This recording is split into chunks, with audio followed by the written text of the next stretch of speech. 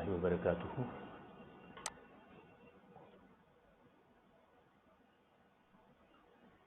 हाँ जी, debit credit बराबर बराबर होने भी चाहिए।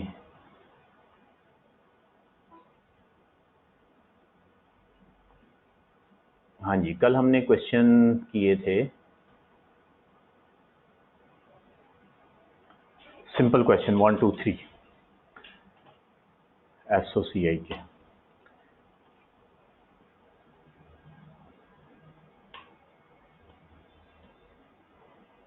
उनमें कोई प्रॉब्लम, कोई पॉइंट?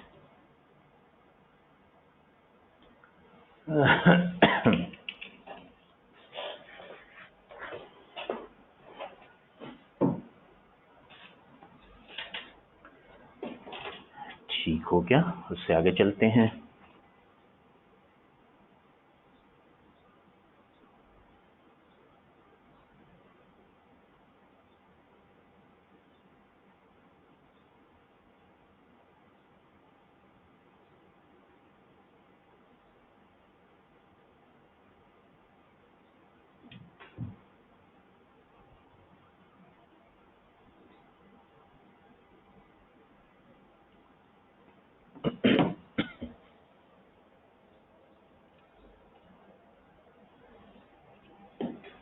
हाँ जी, अभी तक एक पॉइंट इंपॉर्टेंट हमने डिस्कस किया, इम्पेयरमेंट का, इम्पेयरमेंट ऑफ गुडविल। वो लिख भी देता हूँ यहाँ पे कि इम्पेयरमेंट ऑफ गुडविल हो तो उसको हम, सबसे पहली बात ये थी कि कंसोलिडेशन करनी है तो सबको प्लस कर दें, प्लस कर दिया हमने। और फिर एक पॉइंट हमने डिस्कस किया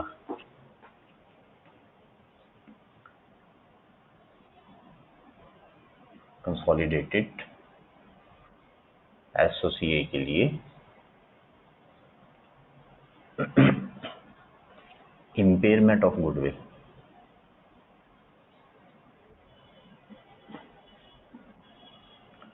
इसको क्या करते हैं, टू बी एडेड, या उसको वैसे ही लिख देते हैं,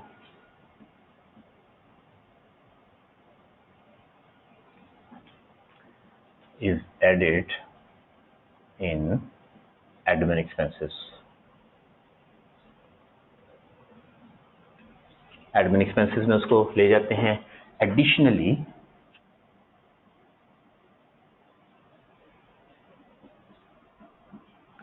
इफ, जब हम पढ़ रहे होते हैं ना तब शायद इतना प्रॉब्लम नहीं होता, सुनते जाते हैं, सवाल करते जाते हैं, जब रिवीजन करने लगते हैं फिर याद ही नहीं आता क्या करना था। इसलिए पॉइंट बनाया करें, खुद से बना के लिखा करें। खैर मैं भी थोड़े बहुत लिख देता हूं। Additionally if NCI is taken at fair value,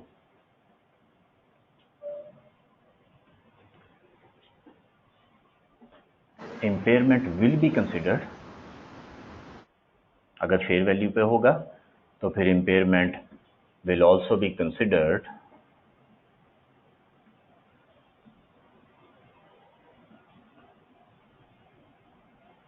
in calculation of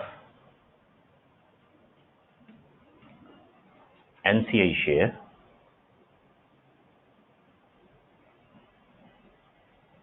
in profits of S।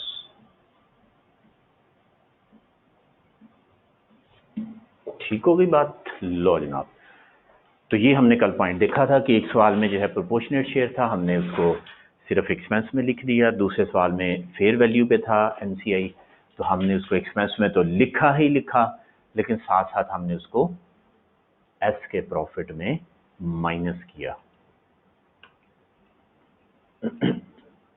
ठीक है, सवाल नंबर 2 में प्रोपोर्शनेट शेयर था, और सवाल नंबर 3 में फिर हमने जहां पे फेयर वैल्यू पे था तो वहां पे आपने एक वर्किंग बनाई थी। ठीक हुई बात? चलें जी, अगला point, inter company cell purchase.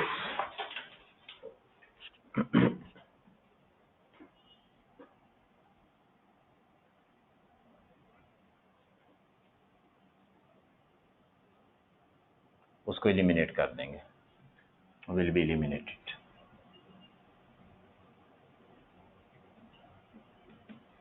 Inter company cell purchase जो है उसको एलिमिनेट कर देंगे।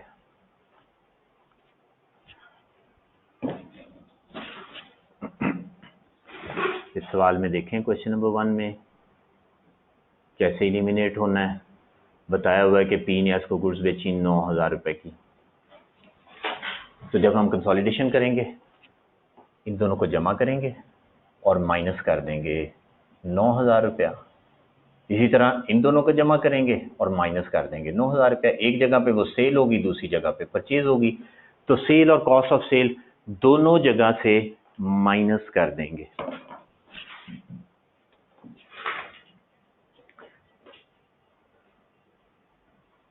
फोर 4.6 को भी करते हैं।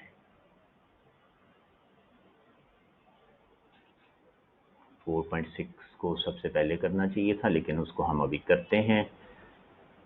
अब ये पॉइंट जो डिस्कस कर रहे हैं जरा इनको थोड़ा आगे बढ़ाते हैं, वो भी कर लेते हैं।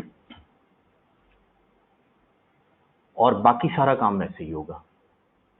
इम्पेयरमेंट है, इम्पेयरमेंट एडमिन में डाल देंगे 3,000 रुपये।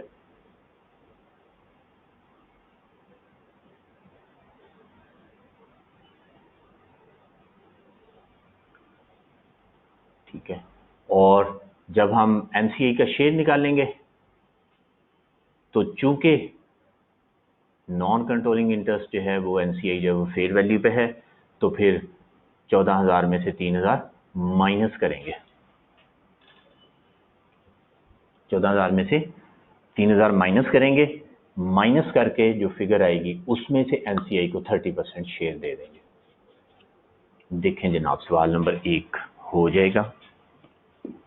बस एक छोटा सा पॉइंट ये है कि 9,000 दोनों जगह से माइनस करना है। सवाल को देख लें, गौर कर लें।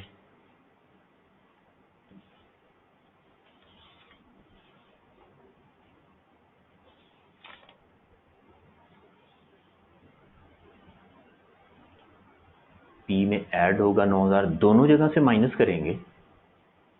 9,000 रुपया सेल में से भी माइनस, कॉस्ट ऑफ सेल में से भी माइनस। बस इसके साथ लिख देता हूं, ये इंटर कंपनी सेल परचेज कैसे माइनस करेंगे। माइनस सेल और माइनस सीजीएस, दोनों जगह से माइनस।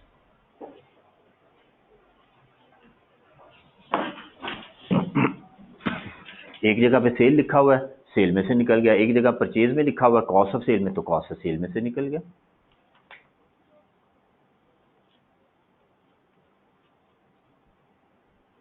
हाँ जी, बताएं तो।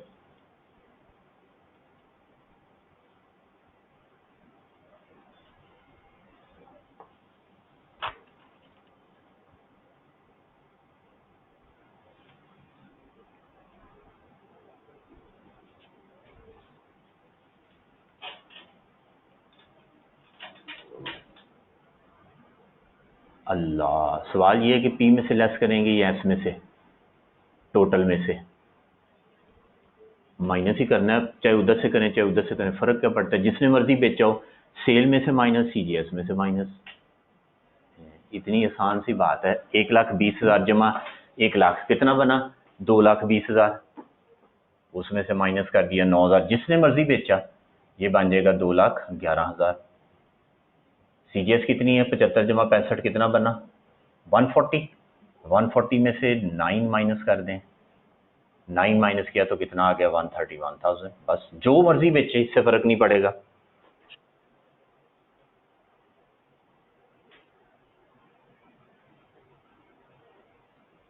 ठीक है, जो मर्जी बेचे, इससे फर्क नहीं पड़ेगा। अच्छा जी, एक सवाल और पूछा गया है कि इम्पेयरमेंट जो है वो सारी पेरेंट को चार्ज करनी है। हमने बैलेंस शीट पढ़ते हुए क्या किया था, हमने कहा कि अगर एनसीआई प्रोपोर्शनेट शेयर पे है तो जितनी भी इम्पेयरमेंट है वो रिटेन अर्निंग ऑफ पी में से माइनस होगा। खत्म हो गई बात। फिर हमने कहा कि अगर एनसीआई जो है वो फेयर वैल्यू पे है तो फिर post acquisition profit of S में से माइनस होगा। और कल हमने सवाल किए थे 2 अदद, एक ये सवाल किया था, पूरे सवाल किए थे हमने, और दूसरा हमने किया था ये प्रोपोर्शनेट शेयर वाला। तो मिस वजीहा ये बताएं, फर्स्ट डे FAR 2 की क्लासेस में है? उन्होंने कहा आज मेरा फर्स्ट डे है, या पहले से क्लासेस पढ़ी और कल छुट्टी की थी तो आज पहला दिन है, ईद के बाद पहला दिन है, या जब से क्लासेस शुरू हुई आज ही ज्वाइन किया है? बता दें ज़रा।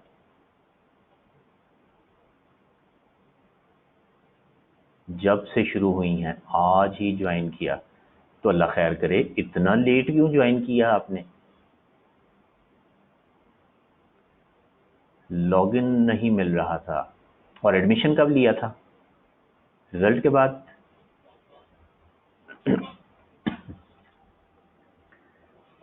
अच्छा, चलें खैर। ये तो वैसे आपको फ़ौरन चाहिए था, जब आपने एडमिशन लिया तो आप जो है वो रोला डाल देती कि मुझे लॉगिन क्यों नहीं दे रहे, लॉगिन क्यों नहीं दे रहे। मेरा ख्याल है रमज़ान का महीना आपने कहा होगा आराम से रोज़े रख लूँ, इत्काफ बैठ जाऊँ, उसके बाद जो है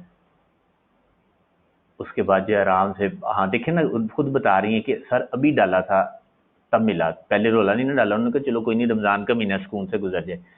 वो उन्होंने भी सुकून से गुजार लिया, आपने भी आराम से सुकून से पूरा महीने इत्काफ कर लिया होगा। चलें कोई बात नहीं, रोज़े रखे आपने, लम्हे कबूल करे। तो आपको वैसे जल्दी आ जाना चाहिए था। खैर, तो जो बताया मैंने कुछ समझ आया उसमें से?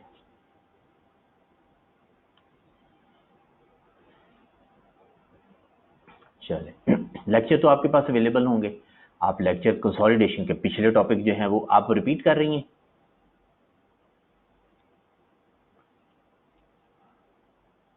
हाँ जी, FAR 2 रिपीट कर रही हैं, ठीक है। तो बाकी टॉपिक तो आप करती रहेंगी, लेकिन अभी फौरी तौर पे कंसोलिडेशन का लेक्चर जब से शुरू हुआ, वो लेक्चर जो हैं उनके ऊपर उन्होंने टाइटल भी दिया होता है। जो जिस दिन कंसोलिडेशन शुरू हुआ है उस दिन से पकड़ें और उसको जो है वो 2-2, 3-3 लेक्चर जो है वो करने शुरू कर दें डेली बेसिस पे। 3-3 तो कम से कम करें, ताकि आप जल्दी जो है वो हमारे साथ मिल जाएं। ठीक हो गया? हाँ लो जनाब, तो क्वेश्चन नंबर 1 की बात हो रही थी, इसका सोल्यूशन भी ज़रा देख लेते हैं। सवाल अभी करते हैं, क्वेश्चन नंबर 2 कराऊंगा, उसमें एक एडजस्टमेंट और भी है साथ, तो दोनों की प्रैक्टिस हो जाएगी। लेकिन इसका सोल्यूशन एक दफ़ा देख लेते हैं। ये देखें तो 211, 000 और 131,000, ठीक है। 9 दोनों जगह से माइनस कर दिया, बस इतना सा काम करना था। और उसके बाद इम्पेयरमेंट है वो ये चार्ज कर दिया 3000 का। और इसके अलावा जब हम कैलकुलेशन करेंगे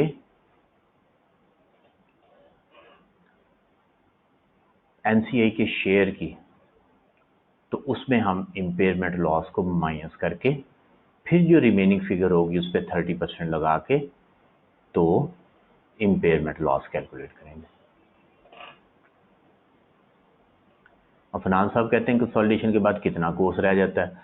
अफनान साहब आपके पास जो है वो होगा course plan, course coverage plan, CCP जिसे कहते हैं, वो प्लान निकाल के सामने रखें। टॉपिक हमारे तरतीब से चल रहे हैं, बस एक एथिक्स हमने पहले कर लिया था। तो आप देख लें जो पहले टॉपिक थे उन पे कितने घंटे थे और जो बाकी टॉपिक है उस पर कितने घंटे हैं, तो आपको घंटों से अंदाज़ा हो जाएगा कि कितना कोर्स कवर हो गया, कितना रह गया।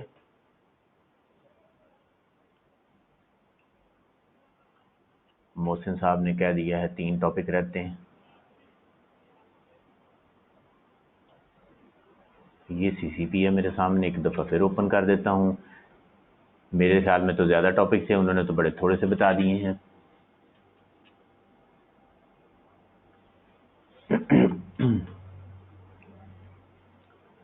हाँ जी, कंसोलिडेशन हम कर रहे हैं।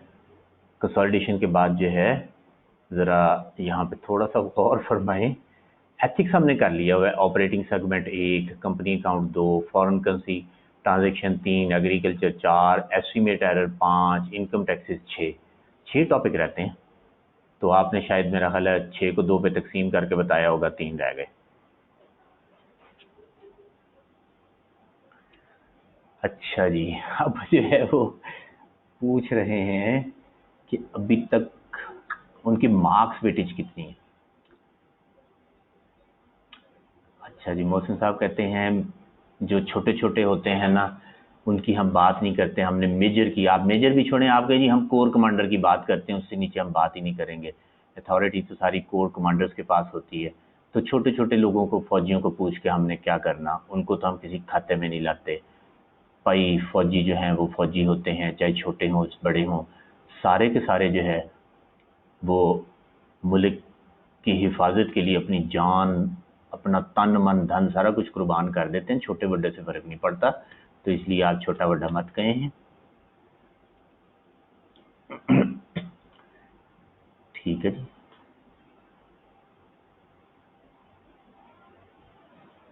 अच्छा जी, तो और अभी जो है हम ये भी देखते हैं, हाँ ये 6 टॉपिक ही हैं और 2 ये टॉपिक हैं छुपे पड़े हैं यहाँ पे। IAS 36 भी करना है, IAS 23 भी करना है, 8 टॉपिक हो गए। और अभी एसोसिएट को तो हमने हाथ नहीं लगाया, तो ये भी एक टॉपिक है। तो आप हिसाब लगाएं 9 टॉपिक हैं, तो 9 को उन्होंने 3 बना दिए। मैं तो डर ही गया था, मैंने कहा ये तो 3 टॉपिक का मतलब है कि 4 दिन में क्लास खत्म हो जाएगी। तो ये 9 टॉपिक हैं, लगेगा अभी पूरा महीना। खैर, अब कह रहे हैं कि बताएं, अब मैं कहाँ से बताऊं आपको।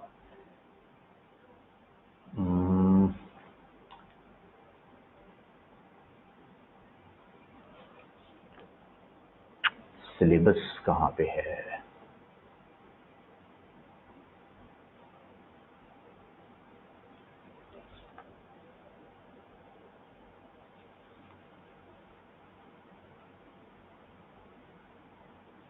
चलिए सिलेबस में ले आऊँगा, फिर उसमें से देख के जो है वो हिसाब किताब लगा लेंगे। बल्कि इतना काम आप खुद करें। चलें, ये काम आप करके आइएगा और कल बताइएगा कितने % जो है वो मार्क्स हमने कवर कर लिए।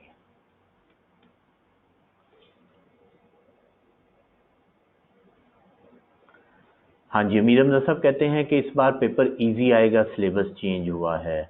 हाँ जी, ऐसे ही होता है, जब सिलेबस चेंज होता है तो पेपर जो है वो बड़ा आसान होता है उन लोगों के लिए जो तैयारी करके जाते हैं, और मुश्किल होता है उन लोगों के लिए जो तैयारी नहीं करके जाते। बस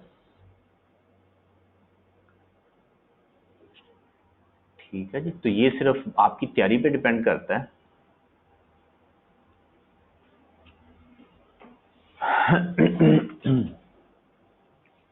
कि अगर आपकी तैयारी ठीक होगी तो पेपर आसान होगा, और अगर आपकी तैयारी अच्छी नहीं होगी तो पेपर जो है वो मुश्किल होगा। तो ये बंदा टू बंदा जो है ना वो वेरी कर रहा होता है। लो जनाब, हम चलते हैं वापस। सिलेबस हमने देख लिया और क्वेश्चन भी देख लिया। बताएं तो सवाल हो गया। अगला क्वेश्चन देखते हैं, क्वेश्चन नंबर 2। तो क्वेश्चन नंबर 1 आप खुद ही कर लेंगे। क्वेश्चन 2 करते हैं, उसमें 1 का पॉइंट भी आ जाएगा और एक और पॉइंट है।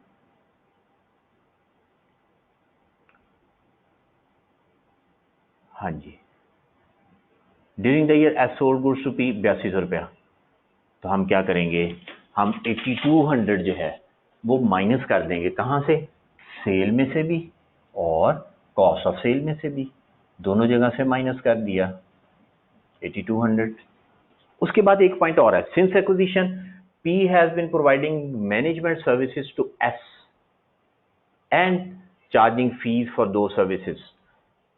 ये पॉइंट हमने पढ़ा हुआ है कि एक कंपनी सर्विसेज दे रही है दूसरे को, और पी ने क्या किया, इनवॉइस 3500 रुपया for such services to S. इसका पॉइंट लिखते हैं सबसे पहले, inter company management services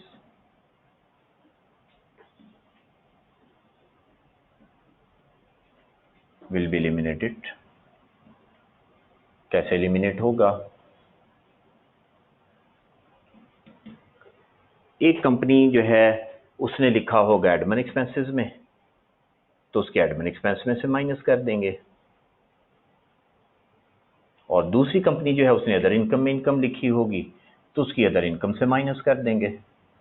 income भी उड़ा दी और एक्सपेंस भी उड़ा दिया। एक ने इनकम में लिखा हुआ है, एक ने एक्सपेंस में लिखा हुआ है।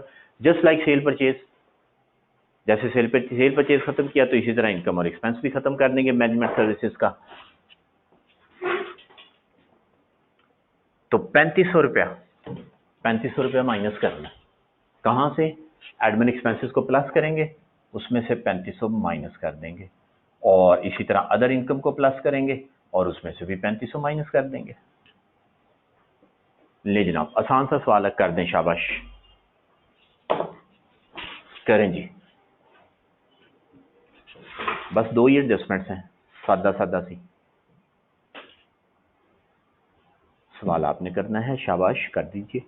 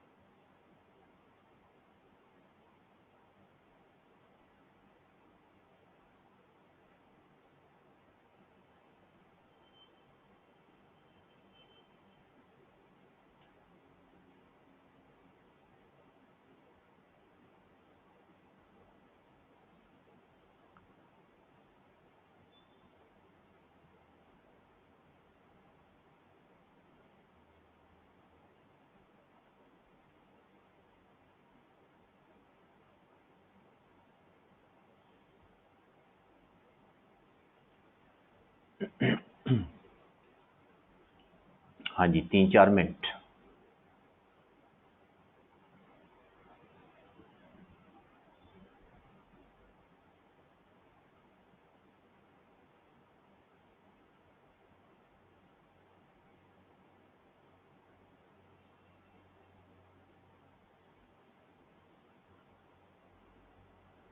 और 5800 जो अमाउंट दी हुई है उसका सीधा सीधा एनसीआई का शेयर निकाल देंगे।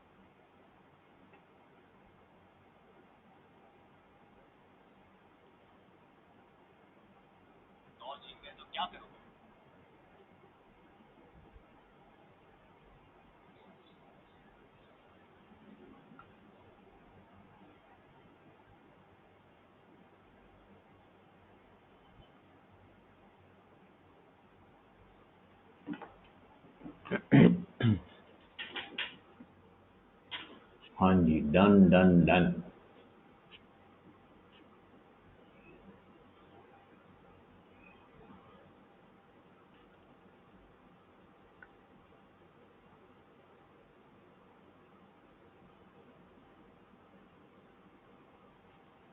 हाँ जी, शाबाश, वेरी गुड।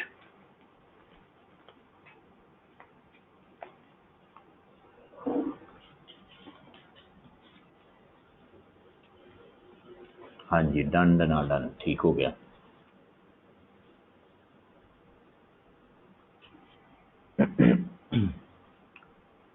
नेक्स्ट क्वेश्चन पे चलें। हाँ जी, अगर किसी को कोई प्रॉब्लम है, कोई इशू है तो बता दें। और रिवैल्यूएशन गेन है ही नहीं तो अदर कंप्रिहेंसिव इनकम कुछ भी नहीं है, तो बस प्रॉफिट आफ्टर टैक्स ही डिस्ट्रीब्यूट करना है, स्प्लिट कर देना है। आंसर बता दें, किताब है आपके पास अली अब्बासी साहब? ये नहीं, ये आंसर है। 18,300 का प्रॉफिट आ रहा है, तो बस प्रॉफिट को सेपरेट कर दिया, ख़त्म हो गया काम।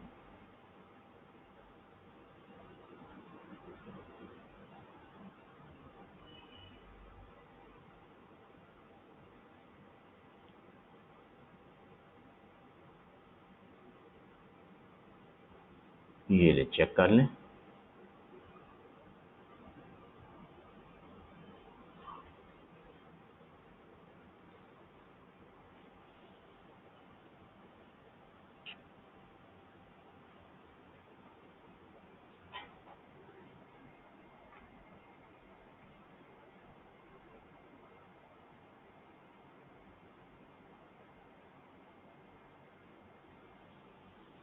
नहीं जी, क्वेश्चन नंबर 3 पढ़ें अब।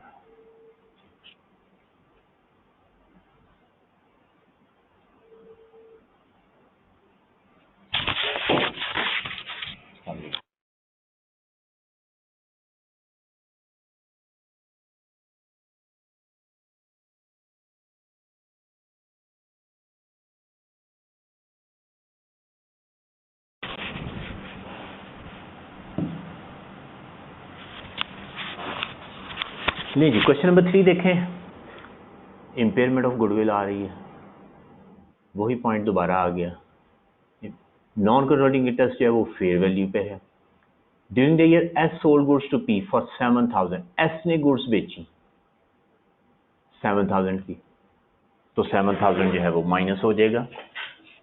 इम्पेयरमेंट ऑफ गुडविल जो है वो एडमिन एक्सपेंसेस में चार्ज कर देंगे, इम्पेयरमेंट, ठीक हो गया। और 7,000 इधर से भी माइनस और इधर से भी माइनस। अगला पॉइंट आ गया, at year end 30% of these goods were are still held in P's inventory. उसमें से 30% गुड्स अभी तक पड़ी हुई हैं, तो 7,000 में से 30% निकालें, वो कितना बनता है? वो बनता है 2100। ये स्टॉक में पड़ा हुआ अभी तक।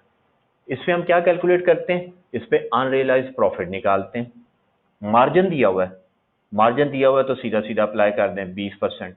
मार्कअप हो तो जैसे कहा होता है 20% मार्कअप है तो 20/120, 25% है तो 25/125, बस इतना सा रूल है। मार्जिन हो तो सीधा अप्लाई कर दें, मार्कअप हो तो 30/130 कर देते हैं। तो ये कैलकुलेट किया, ये आ गया 420। ये अनरियलाइज्ड प्रॉफिट, ये एक्सपेंस होता है कि इनकम होती है? ये आपसे सवाल है। जो अनरियलाइज्ड प्रॉफिट होता है ये एक्सपेंस होता है या कि इनकम होती है? इसमें से कोई स्टॉक बच जाए, स्टॉक रिमेनिंग, तो उस पर अनरियलाइज्ड प्रॉफिट कैलकुलेट करते हैं। ठीक है जी, ये अगला पॉइंट। आए अल्लाह, इनकम होती है। स्टॉक को बढ़ाते हैं कि घटाते हैं, ये बताएं मुझे। स्टॉक को बढ़ाते हैं या कम करते हैं? स्टॉक को कम करते हैं। स्टॉक को कम करें तो इनकम होती है? बताएं तो। स्टॉक को अगर कम किया जाए तो वो एक्सपेंस होता है। ठीक है, एंट्री क्या करते थे हम? एंट्री हम करते थे रिटेन अर्निंग डेबिट या post acquisition profit of S, दोनों में से कोई एक चीज।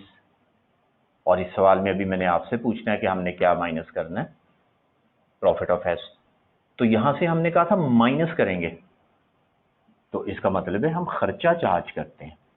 वैसे भी स्टॉक को कम करें तो वो खर्चा बनता है क्लोजिंग स्टॉक को, प्रोविजन फॉर अनरियलाइज्ड प्रॉफिट, और ये हम स्टॉक में से माइनस किया करते थे। जब स्टॉक को कम करेंगे तो जाहिर है हमारा एक्सपेंस बढ़ जाएगा, तो ये एक्सपेंस होगा। और इसको कहां पे ऐड करेंगे? इसको सीजीएस में प्लस करेंगे, इसको सीजीएस में प्लस करेंगे, कॉस्ट ऑफ सेल में। तो इसी सवाल में यहां पे 420 प्लस कर देंगे। ठीक हो गया, ये सारी एडजस्टमेंट इस सवाल की। आप मुझे पूरी कंसोलिडेशन बना के प्रॉफिट आफ्टर टैक्स और टोटल कंप्रिहेंसिव इनकम निकाल के दें, उसके बाद एट्रीब्यूटेबल मैं करवाता हूं। ठीक है, एडजस्टमेंट जो करनी है वो मैंने लिख दी। अब आप कॉपी पेन पकड़ें, जल्दी से उसको कंप्लीट करें, प्रॉफिट आफ्टर टैक्स निकालें।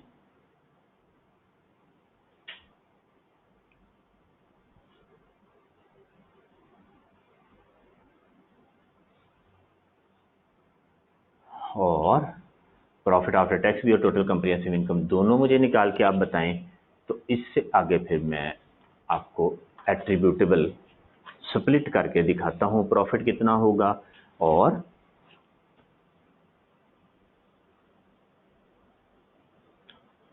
यूआरपी की एडजस्टमेंट नहीं समझ आई। ये एंट्री जो की, ये एंट्री ठीक है कि यहाँ retain earning of P debit करते हैं, यहाँ पोस्ट एक्विजिशन प्रॉफिट। तो जब रिटेन अर्निंग को डेबिट किया तो प्रॉफिट बढ़ गया कि कट हो गया? ये बता दें मुझे। हाँ जी, प्रॉफिट बढ़ गया कि कम हो गया? कम हो गया, प्रॉफिट कम हुआ तो फिर वो इनकम है कि एक्सपेंस है? एक्सपेंस है, तो ये एक्सपेंस बना। ठीक है, तो उसको एक्सपेंस में चार्ज करेंगे। ठीक है, क्लोजिंग स्टॉक वैसे भी कम करें तो एक्सपेंस बढ़ जाता है, कॉस्ट ऑफ सेल बढ़ जाती है, स्टॉक कम करेंगे कॉस्ट ऑफ सेल बढ़ जाएगी, तो ये एक्सपेंस होता है। और ऑलरेडी हमने स्टॉक को ज्यादा लिखा हुआ है, जब स्टॉक को कटाएंगे तो वो एक्सपेंस बनेगा। ठीक हुई बात, तो ये एक्सपेंस है, इसको सीजीएस में प्लस करते हैं।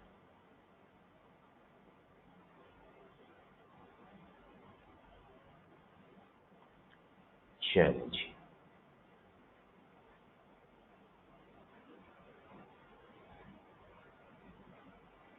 जब हमने कॉस्ट ऑफ सेल में प्लस कर दिया तो प्रॉफिट खुद ही कम हो जाएगा कि नहीं हो जाएगा?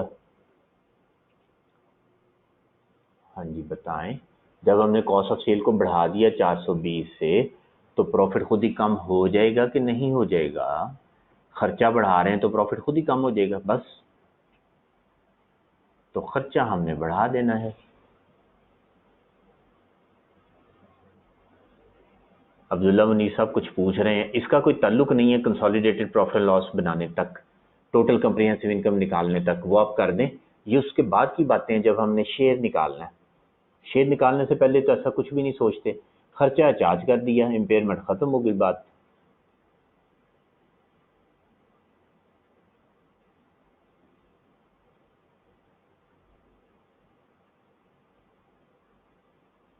कॉस्ट ऑफ सेल में मोहसिन साहब ने सवाल पूछा है, सीजीएस में क्लोजिंग इन्वेंट्री कम करेंगे या परचेज में ऐड करेंगे? हमारे पास कॉस्ट ऑफ सेल है, कॉस्ट ऑफ सेल में अनरियलाइज प्रॉफिट की प्रोविजन को प्लस करते हैं। ठीक है, उसमें अलग से लिखते हैं कि ये प्रोविजन फॉर अनरियलाइज प्रॉफिट है। ठीक है, तो अनरियलाइज प्रॉफिट है, उसको प्लस करना है कॉस्ट ऑफ सेल के अंदर अलग से एक आइटम लिख के। लेकिन यहाँ पे हमारे पास ब्रैकेट में फिगर्स होंगी, हम ब्रैकेट में उसको जो है वो प्लस कर देंगे, दैट्स इट।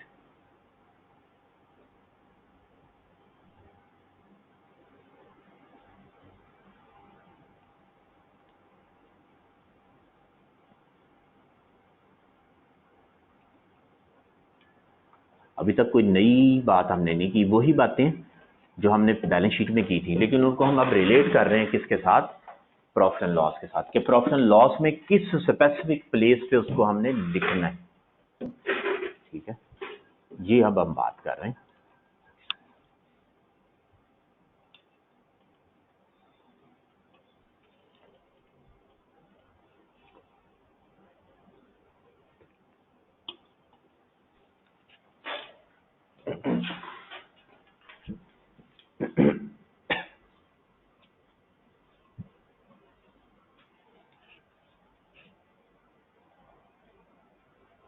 हाँ जी, तो आपने मुझे लिखवाना है क्वेश्चन नंबर 3 का कि प्रॉफिट आफ्टर टैक्स कितना आया और फिर टोटल कंप्रिहेंसिव इनकम क्या आई।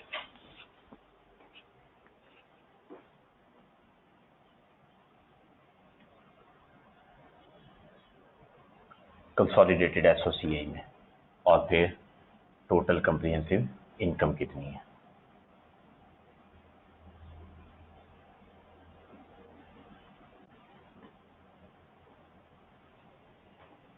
प्रॉफिट आफ्टर टैक्स बता रहे हैं 24180 है, और अगर कंप्रिहेंसिव इनकम भी बता दें 27680 जो है वो है टोटल कंप्रिहेंसिव इनकम, और अदर रिवैल्यूएशन गेन बता दें कितना है 500 और 3500। ठीक है, चलें जी, यहाँ तक सब लोग पहुँच जाएं तो बताएं, फिर इससे आगे बात करते हैं।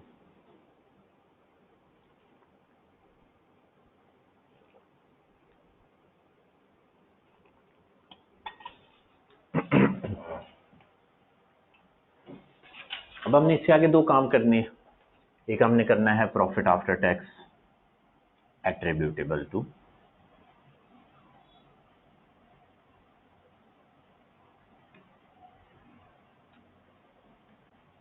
पेरेंट और NCI, इसका टोटल जो है वो होगा 24,180, और फिर होगा total comprehensive income attributable to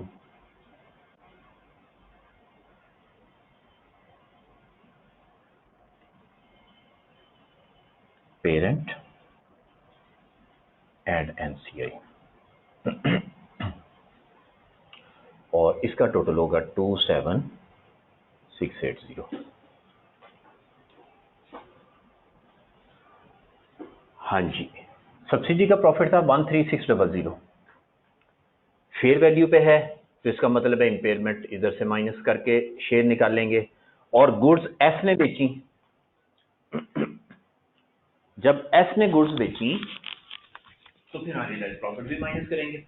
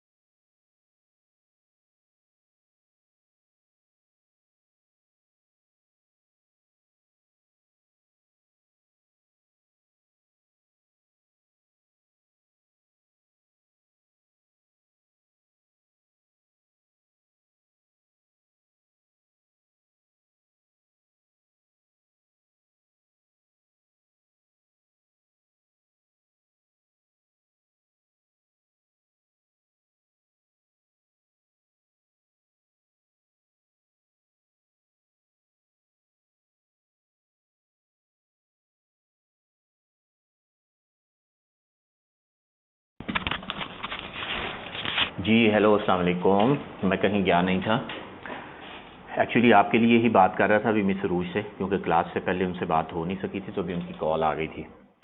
तो वो अगले वीक में जो आप लोगों की रिवीजन क्लास रखनी है उसके लिए, ठीक है, तो उसके बारे में ही बात हो रही थी।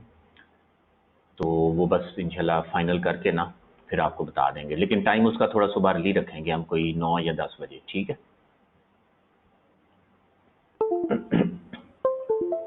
तो वो इंशाल्लाह आपको बता दिया जाएगा। और उसमें जो नए लोग हैं वो तो सारे हैं ही हैं, लेकिन जो पुराने वो भी सारे आ सकते हैं उसमें। They are welcome, more than welcome, all of you are more than welcome. उसमें आए, अपनी प्रॉब्लम्स पूछें जो भी है, तो उसमें हम पॉइंट्स डिस्कस करेंगे और साथ एक आधा सवाल जो है वो इंशाल्लाह देख लेंगे, ठीक है।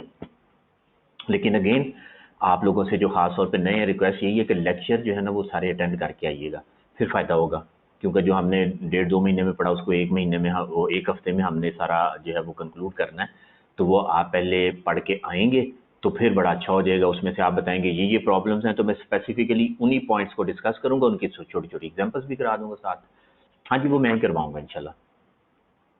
तो बताएं उसका टाइम 9 बजे सुबह रख दें, 10 बजे रख दें, 9-10 बजे के आसपास कोई टाइम रख दें, मसला तो नहीं है ना। तो ठीक है, इंशाल्लाह कुछ इसी तरह जो है ना वो करेंगे। और वो पूरा वीक जो है ना,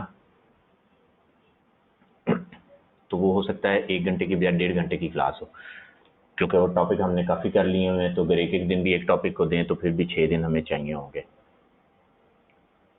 ठीक हो गई बात। चलें जी, इंशाल्लाह वो जैसे भी होता है वो प्लान करके तो आपको जो है ना वो होपफुली कल तक हम कन्वे कर देंगे कि क्या टाइम होगा।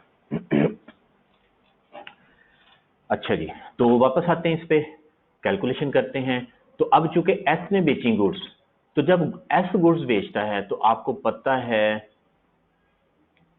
हाँ जी, जब एस गुड्स बेचता है तो आपको पता है कि उसमें हम उसको post acquisition profit of S में से माइनस करते हैं। तो जो चीजें post acquisition profit of S में माइनस करते हैं वो सारी एस के प्रॉफिट में माइनस करके एनसीए का शेयर निकालना है, बस यही पॉइंट है। और वही चीजें सारी वैसे ही चलनी है। अब मैं इसकी कैलकुलेशन करता हूँ। तो एक 420 की अमाउंट है, वो भी हमने लेनी है, और दूसरी 2000 की अमाउंट है, ये दोनों अमाउंट्स हमने लेनी है। तो ये देखें जनाब, इसकी वर्किंग बनाने लगा हूं मैं। W1,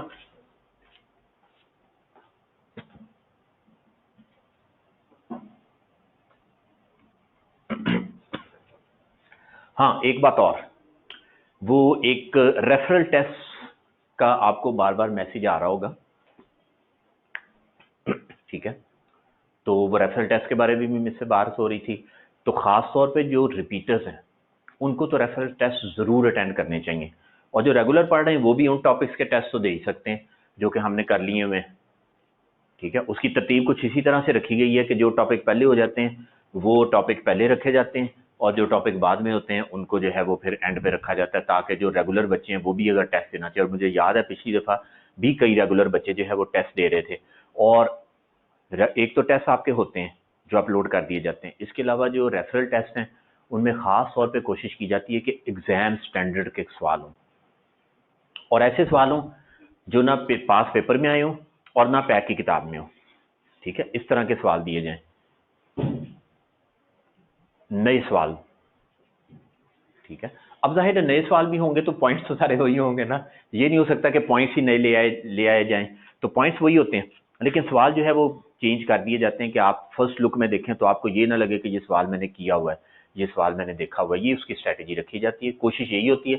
लेकिन शायद कभी कभार कोई टीचर ऐसा सवाल, जाहिर है वो टीचर ही बना रहे होते हैं, तो वो कभी ऐसा सवाल दे ही दे जो पेपर में आया हो, तो एक आध आ जाए तो खैर है। लेकिन मोस्टली सवाल ऐसे होते हैं जो बिल्कुल नए सवाल होते हैं, तो आप उनको भी ज़रूर जो है वो अटेम्प्ट करें, और वो आप उसमें अपेयर हों, उसमें आपका फ़ायदा होगा काफ़ी। जितने भी बच्चे रजिस्टर हो जाएंगे, मेरे ख्याल इसी वीक से वो स्टार्ट हो रहे हैं, आई थिंक सो। ठीक हुई बात। चलें जी,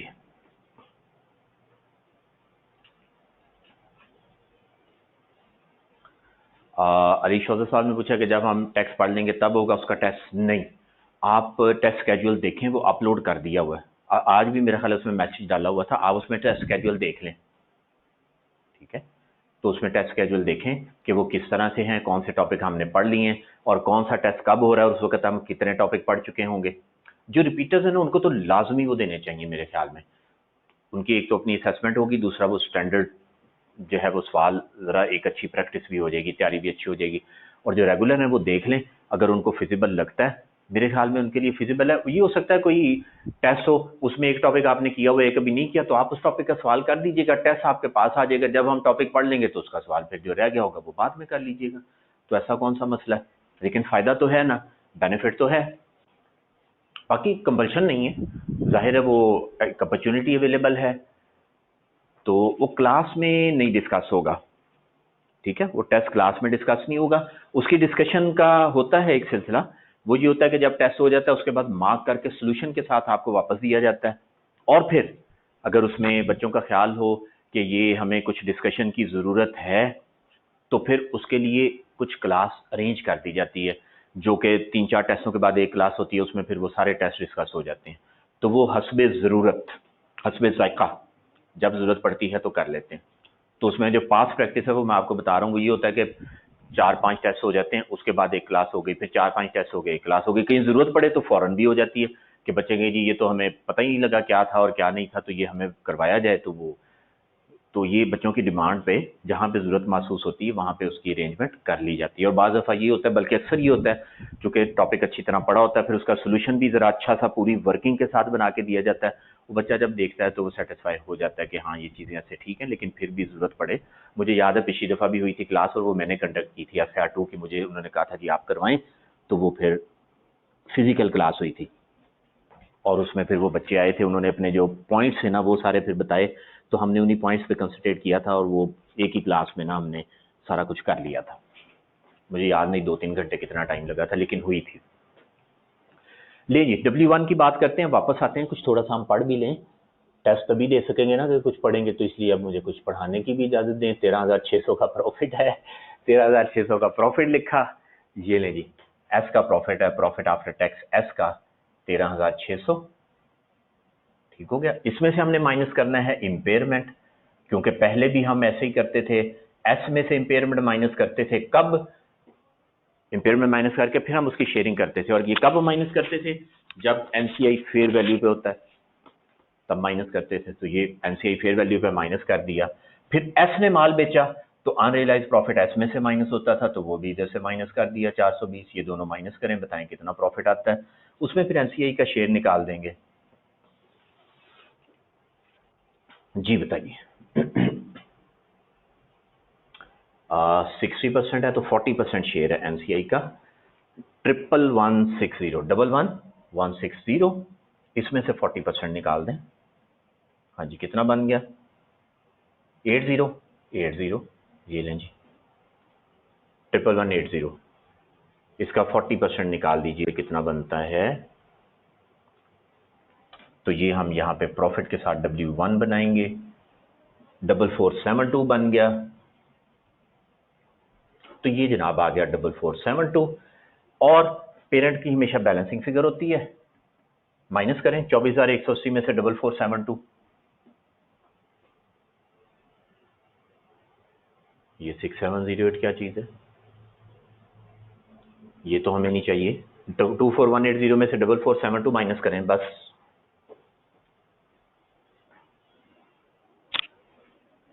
हाँ जी, इसमें से ये माइनस करेंगे तो बैलेंसिंग फिगर आ जाएगी 19708। ये पेरेंट का प्रॉफिट है, ये पेरेंट का हिस्सा है प्रॉफिट में।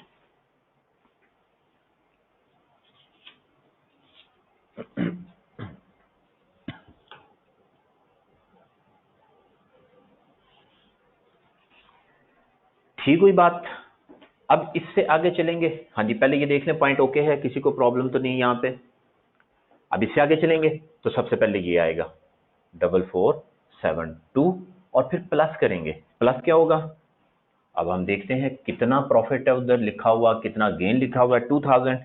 तो 2000 का 40% इंटू 40%, 4 दूनी 8, 800 बन गया। 4472 और 800, 5272 बन जाए 72 शायद, ठीक है। तो 2000 में से 40% देना है हमने एनसीआई को, तो 5272 आ गया। अगेन बैलेंसिंग फिगर निकाल दें। अब जो बैलेंस आएगा वो पेरेंट का होगा, जी कितना आ गया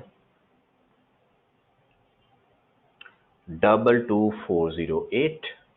अब फिर हमने क्या किया, इसमें से ये माइनस करके तो बाकी ये फिगर लिख दी 22408। ले जी क्वेश्चन नंबर 3 कंप्लीट हो गया। सबसे पहले हम एनसीआई का हिस्सा निकालते हैं। जब हमने एनसीआई का हिस्सा निकाल दिया ये, तो जो बैलेंसिंग फिगर होगी वो पेरेंट का हिस्सा होगा। ये बात ठीक हो गई। उसके बाद जब हम आएंगे टोटल कंप्रिहेंसिव इनकम पे, तो सबसे पहले यही वाला शेयर 4472 वो इधर लिखेंगे, लिख दिया। फिर उसमें हमने ऐड करना है क्या, ये जो सब्सिडी में आ रहा है 2000, इसका 40% एनसीआई को मिलना है। तो ये जो 2000 आ रहा है उसका 40% निकाला और वो 4472 में प्लस किया, वो आ गया 5272। फिर जो बाकी बचेगा 26,000 में से वो हो जाएगा पेरेंट का हिस्सा।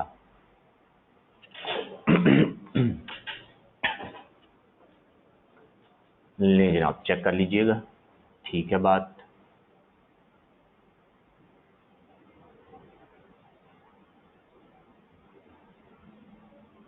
राइट, अमाउंट से नजर आना बंद हो गई। ये ले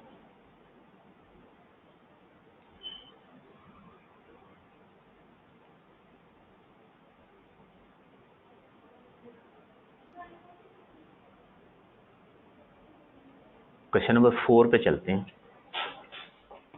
क्वेश्चन नंबर 4 में सारी चीजें वही हैं। यहां पे लिखा हुआ है कि पी ने गुड्स बेची एस को। अब अनरियलाइज प्रॉफिट निकालेंगे। कैसे निकालेंगे, 25/125 करके। मार्कअप दिया हुआ है 25, तो 25/125 करेंगे। जब मार्कअप हो तो 25/125, 30/130, मार्जिन हो तो सीधा अप्लाई कर देती हैं। और पी ने माल बेचा, तो इस कैलकुलेशन में अनरियलाइज प्रॉफिट आएगा एनसीए की कैलकुलेशन में। हाँ जी आएगा।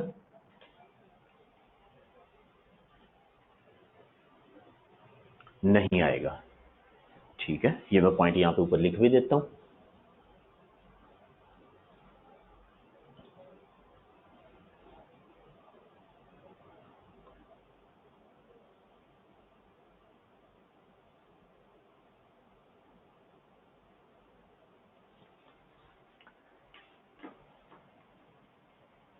हाँ जी, if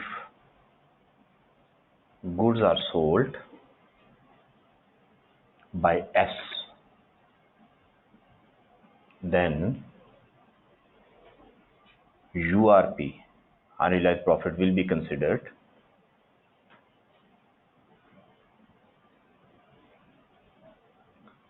for calculation of NCI share in profits। ठीक हो गया,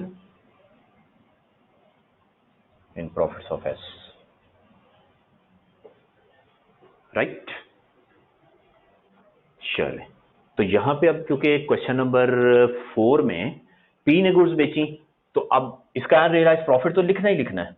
वो लिख लेते हैं कितना, 8000 का 1/4। तो 8000 का 1/4 ले लें, कितना बनता है 1/4, वो बन गया 2000। 2000 पे 25/125 लगाएं तो कितना बनेगा, 5 पे डिवाइड करें 400 आ जाएगा। तो ये 400 अनरियलाइज्ड प्रॉफिट यहाँ कॉस्ट ऑफ सेल में प्लस कर देंगे।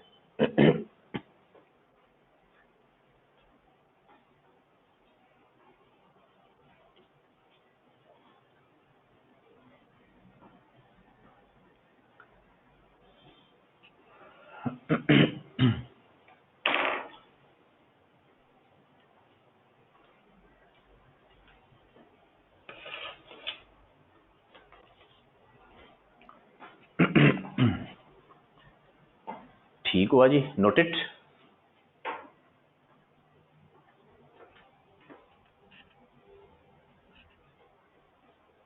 तो ये 400 तो आना ही आना है उधर, लेकिन एनसीए की कैलकुलेशन जो करेंगे उसमें नहीं आएगा। उसके बाद अगली बात, वो नया पॉइंट आ गया इस सवाल में कि office building of S was under valued bye 3000, remaining life जो है वो 10 साल है। क्या चीज है ये? हाँ जी, ये क्या चीज है?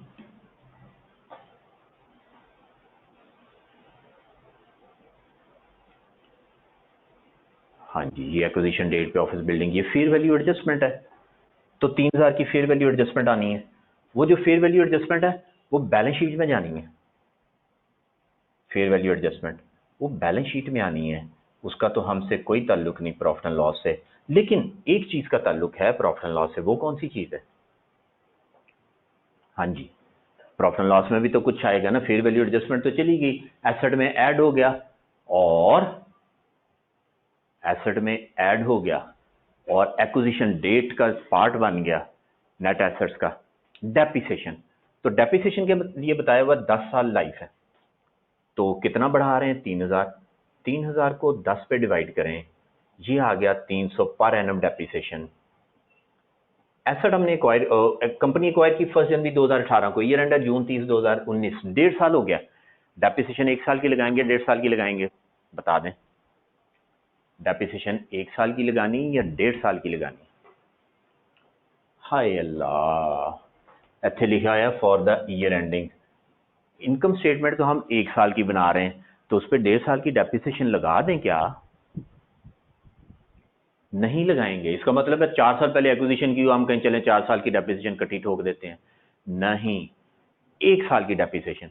वो 6 महीने तो पिछले साल जब एक्विजिशन, पिछले साल जब कंसोलिडेशन की होगी तो उसमें लग गई होगी, ठीक है। कंसोलिडेशन तो हर साल करते हैं ना, तो पिछले साल जब कंसोलिडेशन की होगी तब 6 महीने की डेप्रिसिएशन लगा ली होगी। हमने सिर्फ 1 साल की लगानी है। ये मैं खास तौर पे इसलिए बता रहा हूं कि किसी सवाल में गलती ना ही करनी। 1 साल की फॉर द ईयर फिगर्स आनी है कंसोलिडेटेड इनकम स्टेटमेंट में, 1 साल से ज्यादा की फिगर नहीं आएगी। तो ये पॉइंट भी लिख लेते हैं। फेयर वैल्यू एडजस्टमेंट हो तो हम क्या करेंगे? 2 बातें हैं, ये एडजस्टमेंट अपवर्ड भी हो सकती है, डाउनवर्ड भी हो सकती है। मैं दोनों 2 पॉइंट बना के लिख देता हूं। वैसे ये सारे पॉइंट ना आपको खुद लिखने चाहिए, लेकिन कोई बात नहीं, लिख देता हूं अब। लो जी, अगला सवाल आया है कि 3000 कम नहीं लिखा है, तो 3000 बता रहे हैं ना, यही तो कर रहे हैं हम। उसने कहा कि अंडर वैल्यूड था, यानी हम 3000 बता रहे हैं। तो जब हम 3000 बताएंगे तो उस पर फिर डेप्रिसिएशन लगाएंगे कि रिवर्स करेंगे? हाँ जी, फिर उस पर डेप्रिसिएशन लगाएंगे। हाँ जी, मिस विजया कहती हैं मुझे प्रोपोर्शनेट और फेयर वैल्यू कॉन्सेप्ट में स्टिल इशू है, कंफर्म कर दें कि इन दोनों का इफेक्ट एंड पे एट्रीब्यूटेबल पे पड़ता है बस।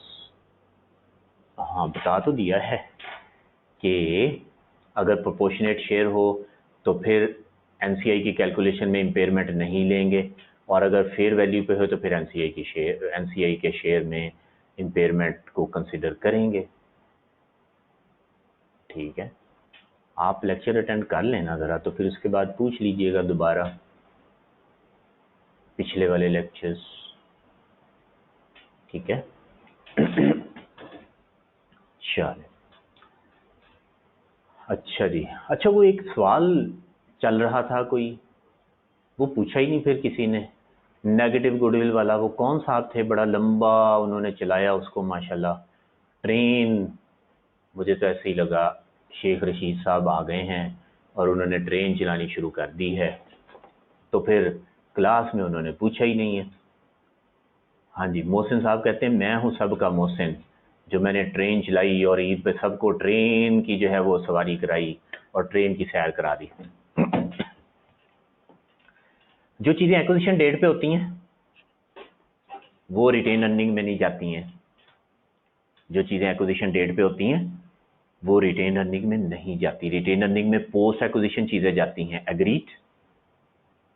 हाँ जी मोहसिन साहब, इस बात से एग्री करते हैं, रिटेन अर्निंग पी की हो या post acquisition profit of S हो, उसमें जो भी एडजस्टमेंट्स होती हैं वो पोस्ट एक्विजिशन होती हैं, प्री एक्विजिशन कोई एडजस्टमेंट वहाँ नहीं जाती, वो गुडविल की कैलकुलेशन में जाके मुक जाती है, खत्म हो गई बात। तो इसका मतलब है कि नेगेटिव गुडविल आ गई तो हमें ये नहीं सोचना कि वो नेगेटिव गुडविल जो आ गई वो ओनू देनी कि ओनू देनी, वो एक्विजिशन डेट पे नेगेटिव गुडविल आ गई, उसे रिटेन अर्निंग ऑफ पी में प्लस करके काम खत्म कर देंगे। हमने कोई ऐसा पॉइंट डिस्कस नहीं किया कि अगर फेयर वैल्यू पे हो एनसीआई तो फेयर की करना है, प्रोपोर्शनेट शेयर पे हो, वो हमने सिर्फ इंपेयरमेंट के लिए डिस्कस किया। इंपेयरमेंट कौन सी? जो कि एक्विजिशन डेट के बाद होती है, जो एक्विजिशन डेट के बाद होती है, उसके लिए हमें सोचना पड़ता है। ये तो एक्विजिशन डेट पे है तो उसको सीधा जो है वो हमने गुडविल में चार्ज ऐड, उसमें रिटेन अर्निंग ऑफ पी में प्लस कर दिया, कहानी खत्म हो गई। और जो इंपेयरमेंट ऑफ गुडविल है वो तो पोस्ट एक्विजिशन होती है, एक्विजिशन डेट के बाद, उसके लिए हमें सोचना पड़ता है। तो ये एक्विजिशन डेट के बाद तो नहीं है, ये एक्विजिशन डेट पे है, सही। तो एक्विजिशन डेट पे अगर एसेट हो तो उसको बैलेंस शीट में लिख देते हैं, नेगेटिव गुडविल हो तो वो आपका जो है वो इनकम है, वो आपका रिजर्व है एक तरह का, तो उसे आप रिटेन अर्निंग में प्लस करके कम मुका दें, ठीक है, इनकम हो गई। चलें जी लो जनाब, फायदा हो गया ना। वहां पे मैं जवाब लिखता, एक तो जवाब में लिखता तो सोच सोच के लिखना पड़ना था क्या लिखूं, मैंने सोचा क्लास में 2 मिनट में काम मुक जाना है, तो इसलिए इसको फिर बच्चों को वैसे भी मोहसिन साहब ट्रेन की सैर करा रहे हैं, तो चलो ईद पे हो तो कोई काम कर नहीं सकते, गर्मी बहुत है तो चलने देते हैं। ये क्या हुआ भाई?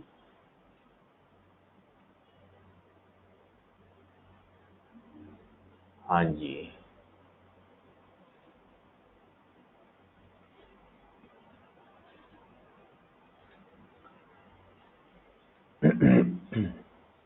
बोर्ड अब नजर आ रहा है? हाँ जी, क्लास में किसी ने ट्रेन चला दी, चलो खैर है, बोर्ड नजर आ गया, बस ठीक है, बात खत्म हुई। वापस आते हैं फेयर वैल्यू एडजस्टमेंट पे। तो मैंने सोचा चलो बच्चे सैर कर रहे हैं तो गर्मी में कहीं बाहर जा नहीं सकते, तो चलो ट्रेन पे पाँ पाँ पू पू करके सैर कर ही लें तो अच्छा है। चलो जी, वैसे भी छुट्टियों के दिनों में आपने पूछा तो उन दिनों में तो मैंने फाइलें सारी बंद की हुई थी, तो फाइलें ओपन करनी पड़नी थी, देखना पड़ना था, कंप्यूटर बंद था, मैं कैसे देखता। अच्छा जी, अब जो है वो कहते हैं रिकॉर्ड करके आप भेज देते, जाहिर है मैं घर पे था, रिकॉर्ड करता तो बीच में और भी आवाज़ें आनी थी, तो मैं रिकॉर्ड कैसे करता, फिर घर के राज जो है वो सारे आपको पता लगने थे, तो इसलिए मैं रिकॉर्ड भी नहीं कर सकता था। ठीक हो गया ना? अच्छा जी और घर में मेरे कोई रिकॉर्डिंग रूम भी नहीं है। फेयर वैल्यू एडजस्टमेंट, लो जनाब, बात हम कर रहे हैं फेयर वैल्यू एडजस्टमेंट की, पता नहीं क्या बात करनी थी, आपने वो भी पिला दी। हाँ, अब फेयर वैल्यू एडजस्टमेंट अगर अपवर्ड हो, एडिशनल डेप्रिसिएशन, ये फेयर वैल्यू ऑफ एडजस्टमेंट किसकी है? ऑफ एस एसेट्स, ये एस के एसेट्स की एडजस्टमेंट होती है हमेशा। तो additional depreciation on upward fair value adjustment, उसे क्या करेंगे? एक्सपेंस बनाएंगे, ठीक है। एक्सपेंस कौन सा एक्सपेंस? वो जाहिर है एडमिन एक्सपेंस हो जाएगा या सीजीएस में चला जाएगा, डिपेंड करेगा ना एसेट कौन सा है। ज्यादातर हम एडमिन में डाल देते होते हैं क्योंकि एसेट का बताया नहीं होता, तो हम जो है वो एडिशनल डेप्रिसिएशन एडमिन एक्सपेंस में डाल देंगे। और अगर डाउनवर्ड हो,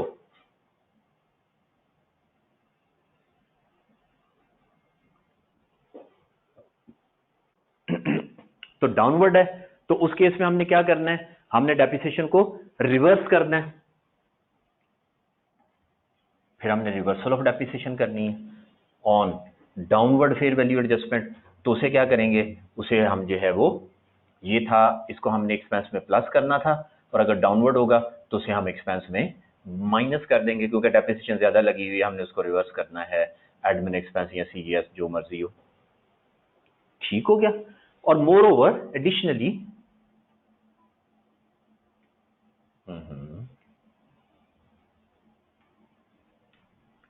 हाँ जी, उसके साथ साथ क्या करेंगे, ये मुझे बता दें कि इसको एनसीआई की कैलकुलेशन में कंसिडर करेंगे कि नहीं। डेप्रिसिएशन विल बी कंसिडर्ड, चाहे वो अपवर्ड हो चाहे डाउनवर्ड हो, वो हमने एनसीआई की कैलकुलेशन के लिए कंसिडर करना है, क्योंकि एस के एसेट्स हैं। Considered for NCI share in profits, NCI share in profits of S. जब भी हम प्रॉफिट्स की बात करते हैं एनसीआई शेयर की, तो एस के प्रॉफिट्स होते हैं, उसमें इसको कंसिडर करेंगे।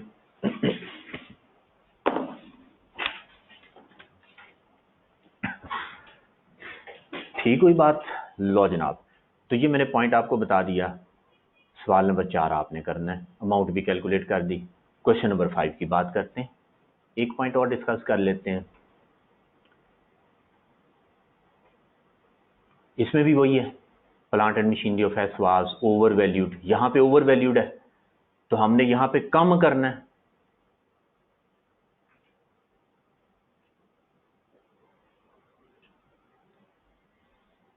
कौन सा, ये वाला।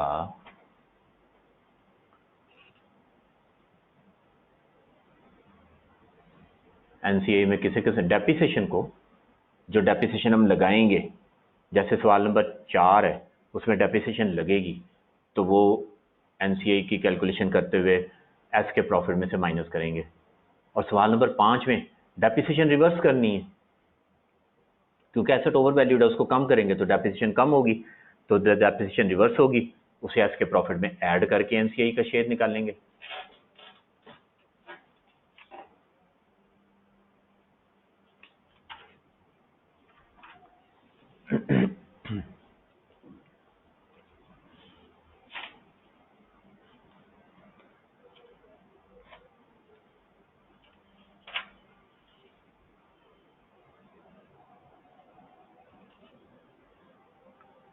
ले जी, एक पॉइंट और करते हैं, आखिरी पॉइंट।